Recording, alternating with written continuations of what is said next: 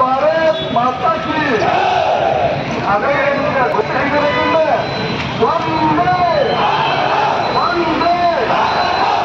ಈಗ ನಮ್ಮೆಲ್ಲರ ಉಪಸ್ಥಿತಿ ನಮ್ಮೆಲ್ಲರ ಜನಪ್ರಿಯ ಶಾಸಕರು ನೂತನ ಕಣ್ಮಣಿಗಳಾದ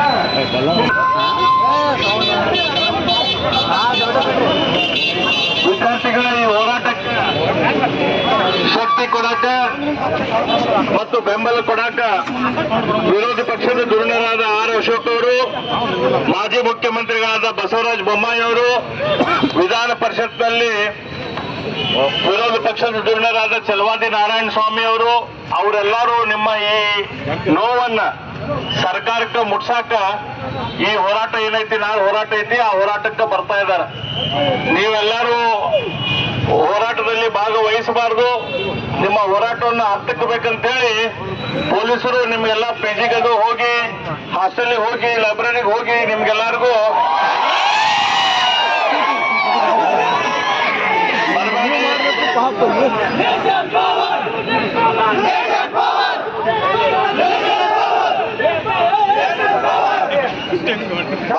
ಬರಬೇಡ್ರಿ ಅಂತ ಹೇಳಿ ನಿಮ್ಗೆಲ್ಲರಿಗೂ ಒತ್ತಾಯ ಮಾಡಕ್ಕಲ್ಲ ಅಡ್ಡಾಡಿದ್ರಂತೆ ನಾವು ಕೇಳಿದ್ದೇವೆ.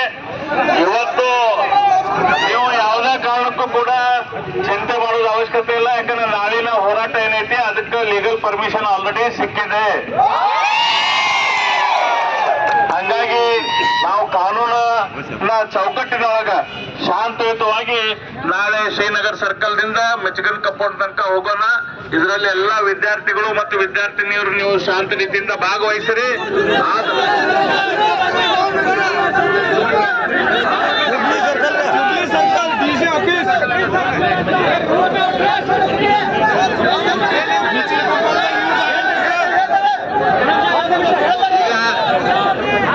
ಈಗ ನಾಳೆ ಶ್ರೀನಗರದಿಂದ ಶುರು ಮಾಡೋಣ.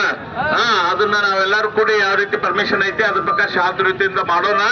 ಅದು ಹೋರಾಟದ ವಾಯ್ಸ್, ಹೋರಾಟದ ಬಿಸಿ ಸರ್ಕಾರಕ್ಕೆ ಮುಟ್ಸೋದು ಬಹಳ ಇಂಪಾರ್ಟೆಂಟು. ಅದಕ್ಕೆ ನೀವೆಲ್ಲ ನಿಮ್ಮ ಮಿತ್ರರಿಗೆ ಹೇಳ್ರಿ, ನಾಳೆ ಎಲ್ಲರೂ ನೀವು ಬರ್ರಿ. ವಿದ್ಯಾರ್ಥಿಯರು ವಿದ್ಯಾರ್ಥಿನಿಯರು ಎಲ್ಲರೂ ಕೂಡಿ ನೀವು ದೊಡ್ಡ ಪ್ರಮಾಣದಲ್ಲಿ ಬರಬೇಕು. ನೀವು ಎಷ್ಟು ಪ್ರಮಾಣದಲ್ಲಿ ಬರ್ತೀರಿ ಅದರಷ್ಟು ಬಿಸಿ ಸರ್ಕಾರಕ್ಕೆ ಹೋಗ್ತದೆ. ಹಂಗಾಗಿ ನೀವೆಲ್ಲರೂ ಅಲ್ಲಿ ಬರಬೇಕು. ಮಧ್ಯಾಹ್ನ ತನಕ ಅಂತಂದ್ರೆ ಎಲ್ಲರೂ ಪೂರ್ತಿ ಒಂದು ದೊಡ್ಡ ಹೋರಾಟವನ್ನು ಮಾಡಿ ಸರ್ಕಾರಕ್ಕೆ, ಇಡೀ ಕರ್ನಾಟಕ ಸರ್ಕಾರಕ್ಕೆ ಒಂದು ದೊಡ್ಡ ಬಿಸಿಯನ್ನು ಮುಟ್ಟಿಸುವಂತ ಕೆಲಸ ಮಾಡೋಣ. ಅದ್ರ ಮೂಲಕ ನಿಮ್ಮ ರಿಕ್ರೂಟ್ಮೆಂಟ್ ಏನು ನಿಲ್ಸಿದಾರ ಆ ರಿಕ್ರೂಟ್ಮೆಂಟ್ ಶುರು ಮಾಡುವಂಗ ಕೆಲಸ ಮಾಡೋಣ ಅಂತ ಹೇಳಿ ಎಲ್ಲರೂ ಶಾಂತ ರೀತಿಯಾಗಿ ನೀವು ನಿಮ್ಮ ಜಗಕ್ಕೆ ಹೋಗ್ರಿ.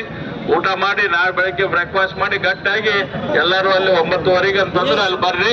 ಎಲ್ಲರೂ ಕೂಡಿ ಸರ್ಕಾರಕ್ಕೆ ಬಿಸಿ ಮುಟ್ಟಿಸುವಂತ ಕೆಲಸ ಮಾಡೋಣ.